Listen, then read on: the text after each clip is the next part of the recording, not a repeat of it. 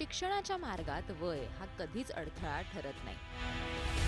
फुलंब्री तालुक्यातील मारसावळी गावातील 86 वर्षीय अनुसयाबाई वाडेकर यांनी हेच सिद्ध करून दाखवलं. ज्या वयात लोक निवांत आयुष्य जगणं पसंत करतात, त्याच वयात त्यांनी उल्हास नवभारत साक्षरता कार्यक्रमाअंतर्गत पहिल्यांदाच शाळेची पायरी चढली, परीक्षा दिली आणि एक नवा अभूतपूर्व आदर्श घालून दिला. ग्रामीण भागात साक्षरतेची ज्योत प्रज्वलित करणाऱ्या या आजींची गोष्ट संपूर्ण छत्रपती संभाजीनगर जिल्ह्यात चर्चेत आली आहे. ही केवळ त्यांच्या इच्छाशक्तीची गाथा नाहीये, तर प्रशासनानं केलेल्या प्रयत्नांच्या यशाचंही उदाहरण आहे.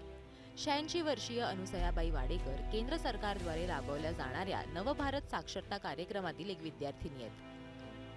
त्यांनी वयाच्या 86व्या वर्षी पहिल्यांदाच शाळेत पाऊल ठेवलं. शिकण्याची प्रक्रिया सुरू असताना आपल्याला अत्यंत आनंद आणि समाधान मिळत असल्याचं त्यांनी सांगितलंय. शाळेत गेले, फार आनंद झाला, शिका वाटलं. अजून मी इच्छा आहे पूर्ण शाळा शिकायची.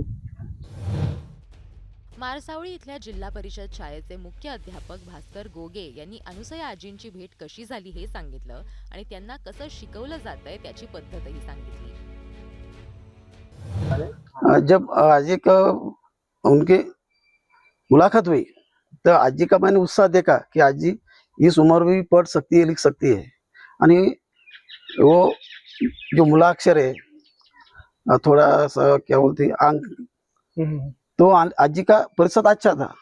अक्षर का क्या करता पहले उनको उसके जो अवयव रहते, उभ्या रेषा, आडव्या रेषा, अर्धा गोल, पूर्ण गोल, याचा सराव करावा पड़तो. इनका सराव के बाद अब पहले अक्षर के अवयव इसकी दृढ़ीकरण करना, बाद में मूळाक्षर. अनुसया आजींना त्यांचं शिक्षण आता पुढे चालू ठेवण्याची ही इच्छा आहे. त्यांच्या घरचे सांगतात की नातवंडही त्यांना अभ्यासात मदत करतात. ह्या माझ्या आजी सासू आहेत. त्या आता 86व्या वयाच्या वर्षी त्यांना सही करण्याची संधी मिळाली. म्हणजे सरांनी येऊन शिकवल्यामुळे त्या अंगठ्याने सही करत होत्या, पण आता त्यांना सरांनी शिकवल्याप्रमाणे त्या आता अक्षरात सही करताय. याचा मला खूप आनंद आहे.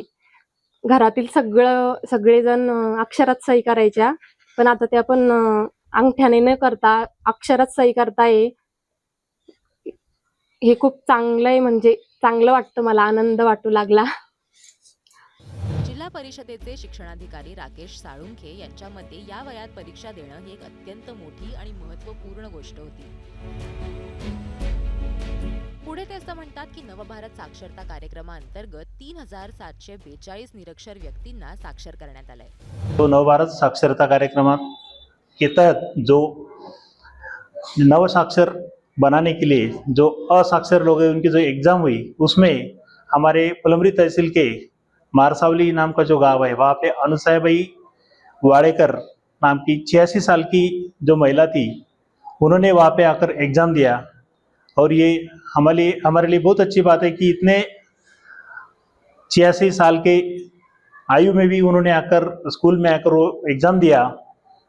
इसलिए हमारी ये एग्ज़ाम के लिए जो काम करने वाले सभी लोग थे, उनको एक तरह से उत्साह आया कि इतने एज में भी या इतने आयु में भी एक आदमी या एक औरत परीक्षा देने के लिए आती है. हमारे पूरे संभाजीनगर जिले में नवभारत साक्षरता कार्यक्रम के अंतर्गत 3744 जो असाक्षर थे, उन्होंने एग्ज़ाम दिया. ये नवभारत साक्षरता कार्यक्रम ये सेंट्रल गवर्नमेंट का, केंद्र शासन का प्रोग्राम है और पूरे राज्य में इसकी 29 मार्च 2026 को असाक्षरों की परीक्षा ली गई. उसके तहत अच्छी तरह से हमारे ज़िले में सब जो तहसील है उसमें ये परीक्षा का आयोजन किया गया और अच्छे तरीके से ये परीक्षा कंडक्ट की गई. वयाची काळजी न करता अनुसया आजींनी शिक्षण सुरू ठेवण्याचा निर्णय घेतलाय. आजींची गोष्ट सांगून जाते की जर शिक्षणाची जिद्द असेल तर तुम्हाला कुणीही थांबवू शकत नाही. छत्रपती संभाजीनगरहून इस्रार चिस्तीसह ब्युरो रिपोर्ट, मुंबई तक.